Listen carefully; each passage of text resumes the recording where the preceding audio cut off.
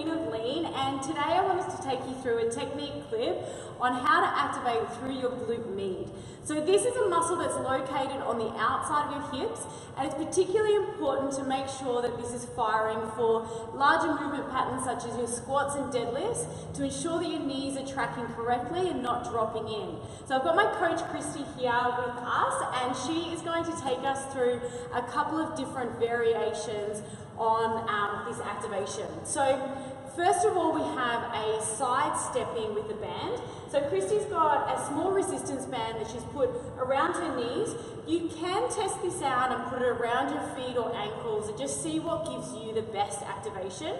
So for this, she's going to stand with her feet hip width apart and then come down into a slight knee bend.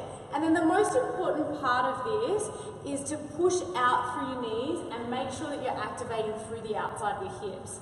Then as she does this movement, we want to make sure that she keeps her feet flexed and that she's leading from her heel. So it's just going to be a small side-stepping movement. Also thinking about keeping your upper body really still, that you're not going in and out of that movement pattern. And then you can do something where you're doing, say, 20 reps one way and then 10 back the other way. Main thing is to make sure that you're not letting your knees drop in while you're doing this. Other common errors that I see is if someone's leading from their toes and then if they're not keeping their feet nice and tight. So sometimes you'll see that the feet are flexing and you lose that tightness. So you should really feel that burning on the outside of your hips, particularly as you move towards like the higher rep range. So then the other variation on this is that you can do this same movement pattern but moving in a circle. I find that this is slightly more targeted. So same movement, taking big steps, going around.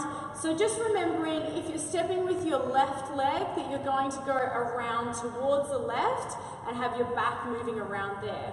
So the other variation, and then obviously going back in the other direction.